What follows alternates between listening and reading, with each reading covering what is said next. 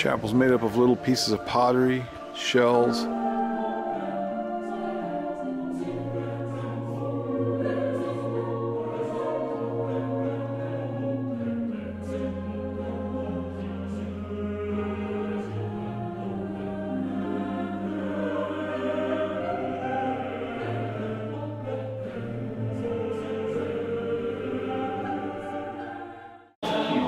Looks like it's in pretty good condition, but there must be more work that needs done than what's visible, huh? It never stops. Oh. Well, but no, to be fair, the chapel is now restored. It's not going to fall down anymore. Oh, that's good. But 3 years ago, seriously, it was on its way down the hill. Wow. It was a huge, whatever, there's no roof, nothing. The roof, there was was completely. Oh, it was leaking. A big crack right through the middle. Oh, wow.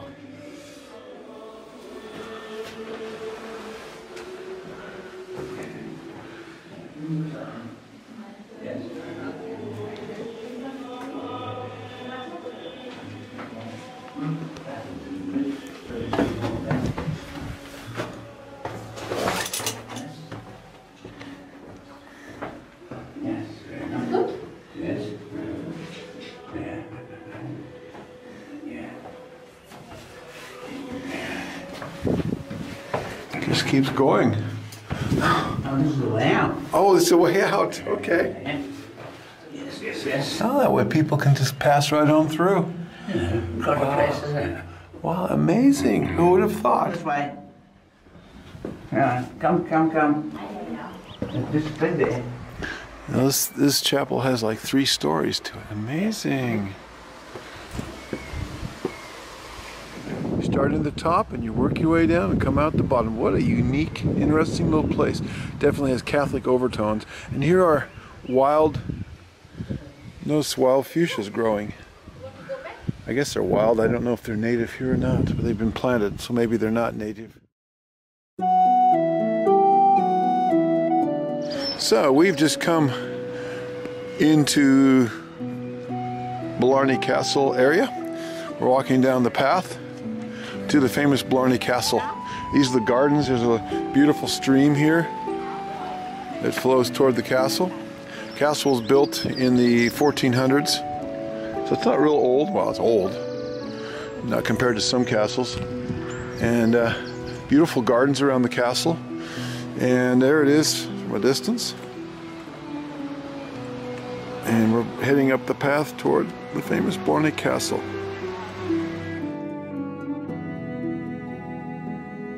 This is the Blarney River. Going over the bridge now.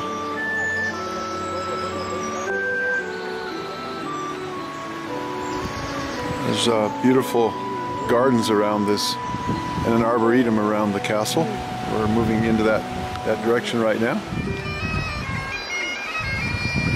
All right, we're coming up onto the castle.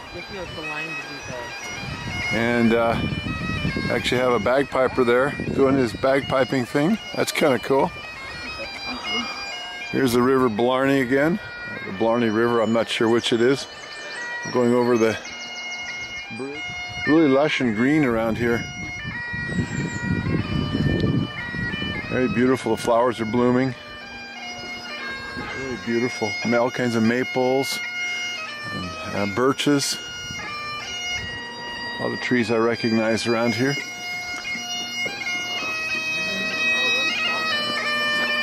There's the castle, looking up at it. It looks like it's about, I don't know, 150 feet tall. This is the watchkeeper's tower. You can see the beautiful view of the streams in the background. It's the way up to the castle. And a long line for people who want to go get the germs on their lips from kissing the stone, which doesn't interest me too much. So this is the castle, and the Blarney stone is actually right up there. The middle of the top parapet, right in the center of the screen, that's the Blarney stone. There's people up there kissing it, and this is the line to get up there. It's like an hour to get up there. It's like, you know, I don't think so. I don't care about kissing the stone. I want to get up to the top of the castle, but to get up there you have to stand in line, so I think we'll pass. Here's the line to get up to the Blarney Stone. We've come around the back side of the castle. And right up there, as you can see people kissing the stone. Looking up here, and there they are. I can zoom in a little bit. That's it right there. Bending over backward. There's a guy bending over backward right now. There's a guy right now. Somebody with a hoodie on. They're going to bend over backwards. Kissing. I hope they wipe the stone. There they go. There's a guy. Here we are walking around the back of the castle, and we're going to step up on the battlements on the side of the castle. There's a parapet there. Of course, this goes up. The castle's up there. Step up on the battlement and look through the parapet.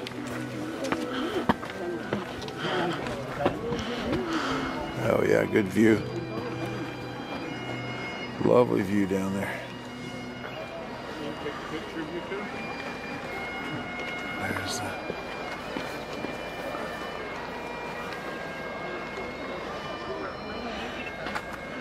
These are very ancient stones. They have ferns and succulents growing out of them. Look at this, on this parapet. Life growing out of the rocks. I'm looking through the parapet and looking down on the Irish countryside. There's some nice gardens down here too. Castle Gardens. Very lovely. And there's my Queen Sandy. It's a Blarney Castle. It's not her castle to be queen over, but she's a queen over her own castle. There she is there. Another picture of the battlement. And now I'm going to... there's the parapet and there's the castle. And we go inside of the battlement. This is like a tower here. And you can see the holes in the wall where the archers would have shot out their arrows. Or could fired their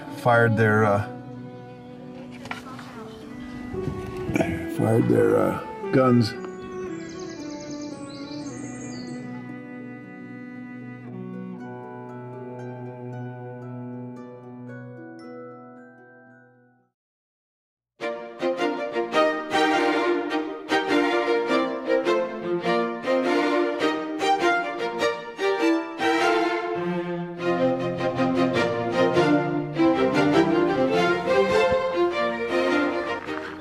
Part of the walled gardens at Powerscourt.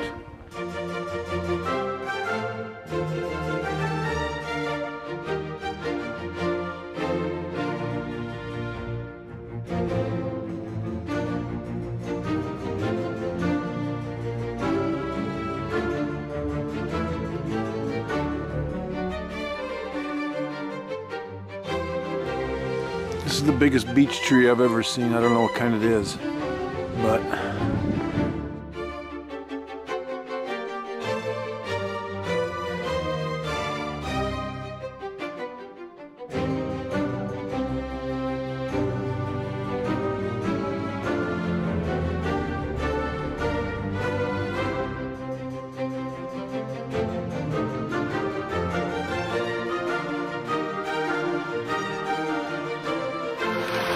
so this is the Japanese Gardens in Powerscourt, built in the early 1900s. Kind of an English version of Japanese gardening, containing the main elements of a Japanese garden, but with an English twist. So, interesting. It in itself is an arboretum of all different kinds of plants from various places, including palm trees, which may or may not be a good representation of a true Japanese garden, but it's certainly a beautiful attempt at such.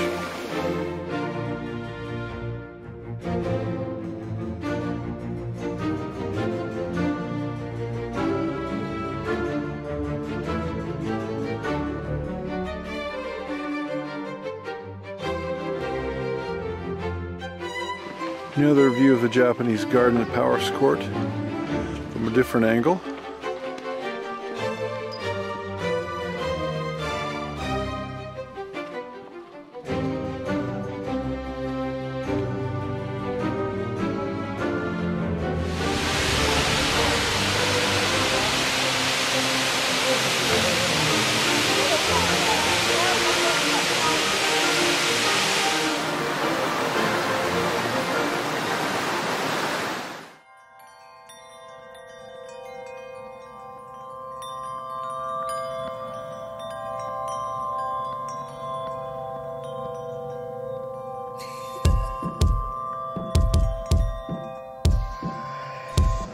And here's a view of the Roman gardens below the city wall.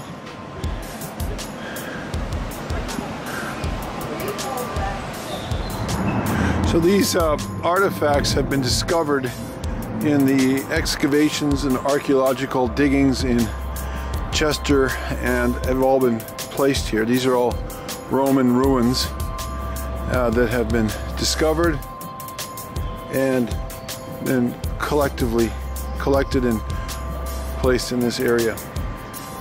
So here we see Roman and Norman and medieval, Middle Age wall, and then above that Tudor style half wood going back to the 13 to 1600s, I suppose, somewhere in there. These are remnants of the Roman baths.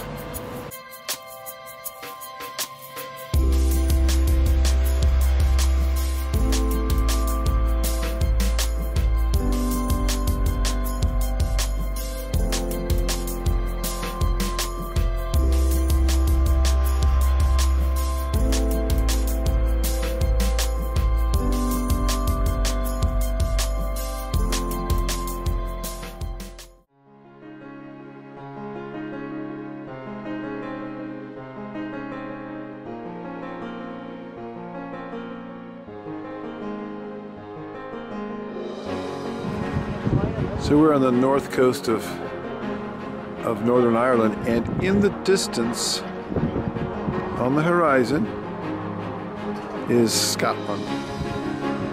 I'll zoom in on it right there.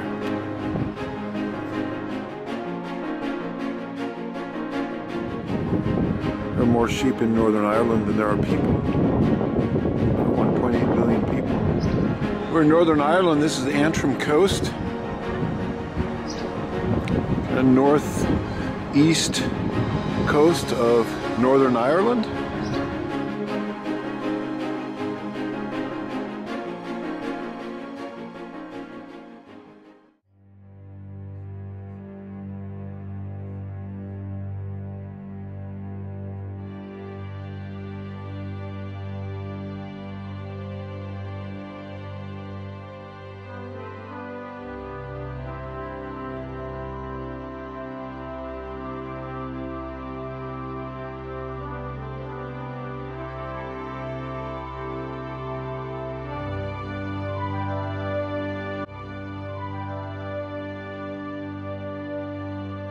This is the bay we're coming into, where the Giants Causeway is.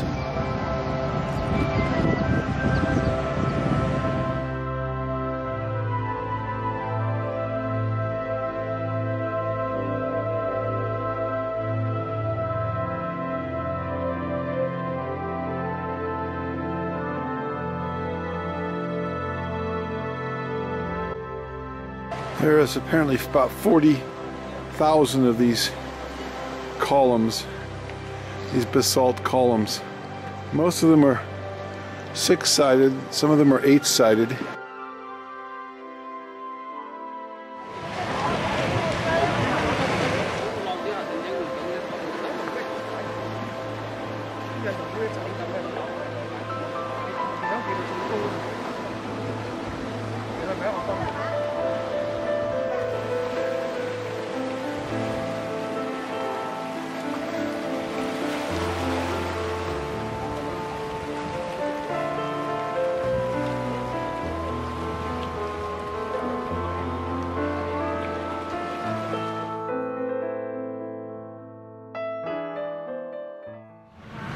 So we just had lunch at this restaurant, the Rob Roy Hotel. I'm just going to pan around and just give you an idea of the Scottish Highland countryside. It looks a lot like the Willamette Valley, especially in the rolling hills, or the foothills of the adjoining mountains. And it's foggy and it's been raining all day today, so I feel right at home. And we're about 25 miles from Glasgow, as you can see that sign says. A lot of maple trees, oak trees.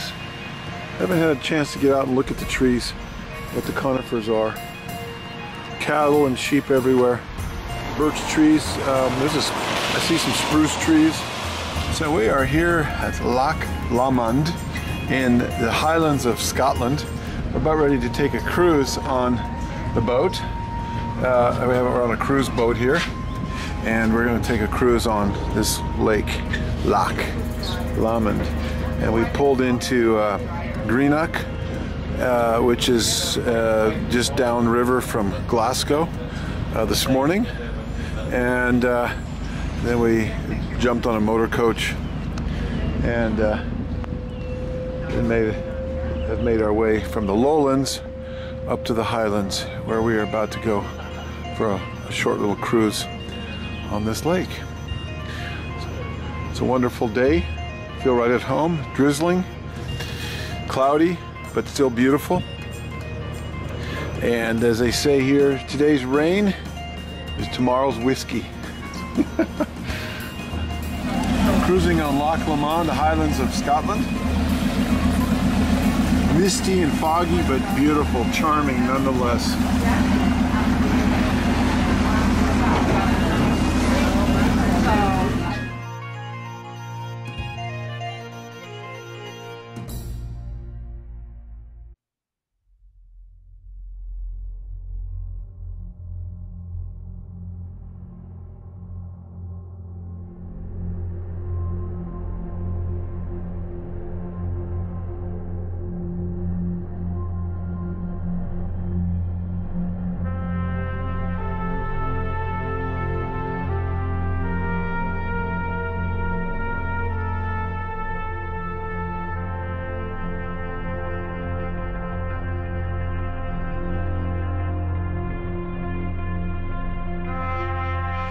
So we're walking down to what's called the Salmon Leap at the Falls of Shin here in the Scottish Highlands.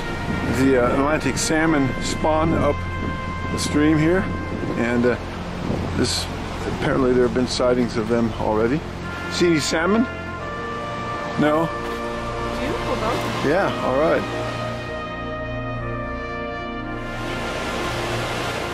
Here we have a beautiful view of the rocks and the moss and the heather and the lichens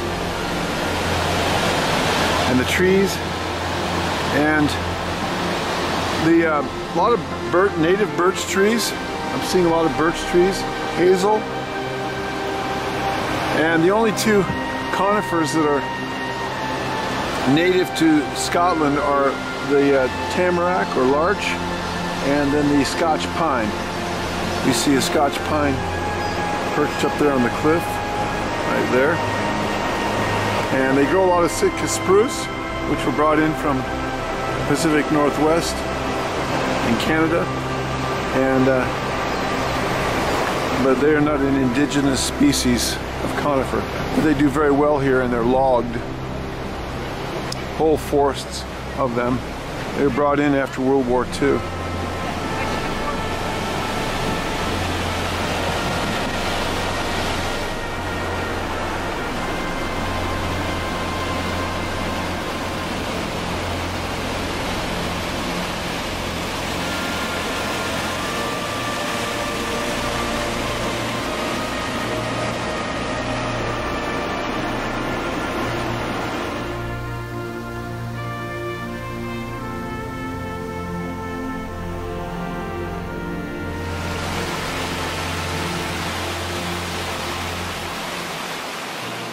Here's a close-up of the heather that isn't blooming yet.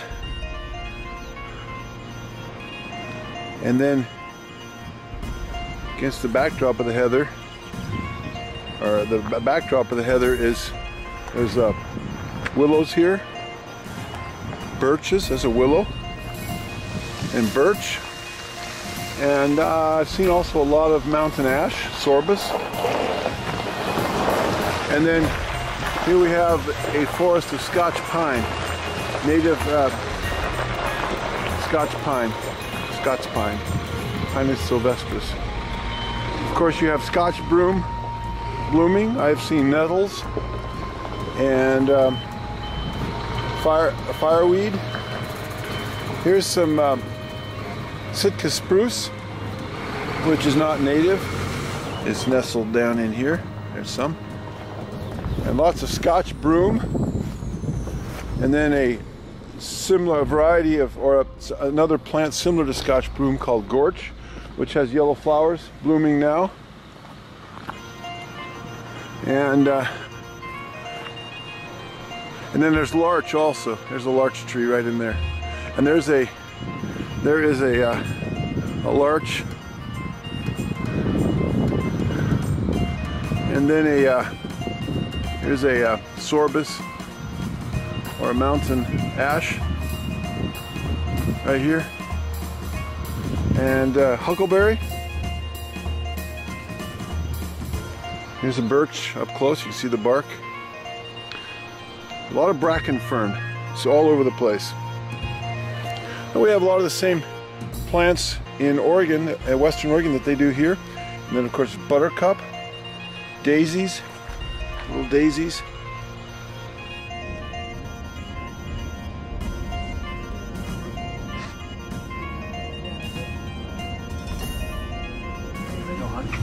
Mountain goats up there. Right in the middle. More Scottish Highland and sheep. Green, rolling hills, farms.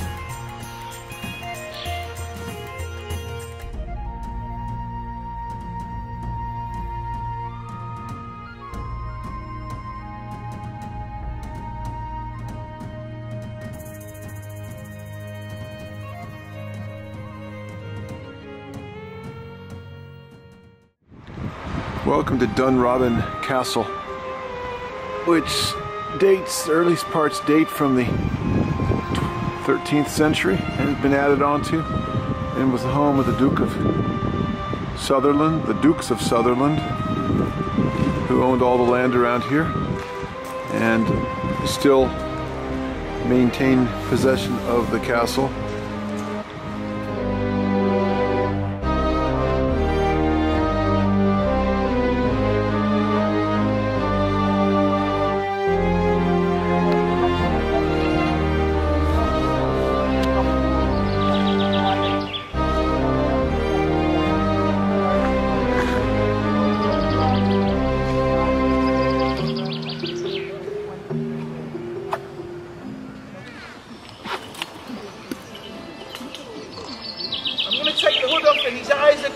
Adjust instantly to the light.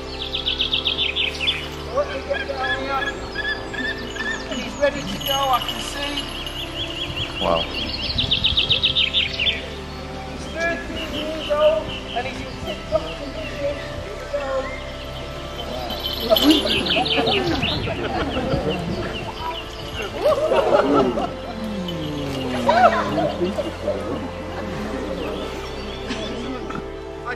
Peregrine falcon, fastest bird and animal in the world. They can dive at 245 miles per hour.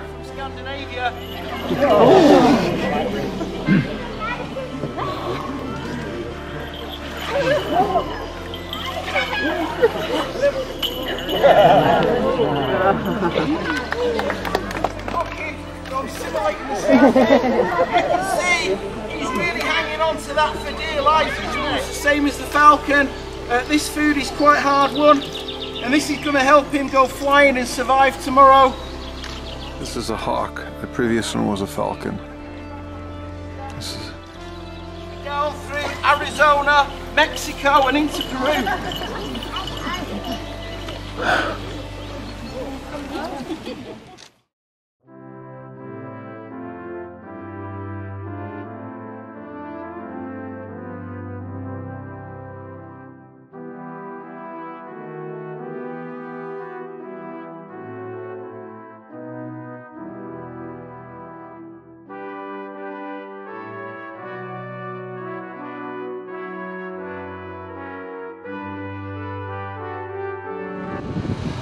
back of the Holyrood Castle. The Queen of England lives here for a week in the month of July every year. These are the gardens of Holyrood Castle. They are the remnants of an original monastic garden from the abbey that was here, the monastery that was here, that was built in the 1100s for the monks. It was their personal garden, vegetables and medicinal herbs, and then now it's a royal garden. Has been ever since it has been a Holyrood has been a castle since the 1500s.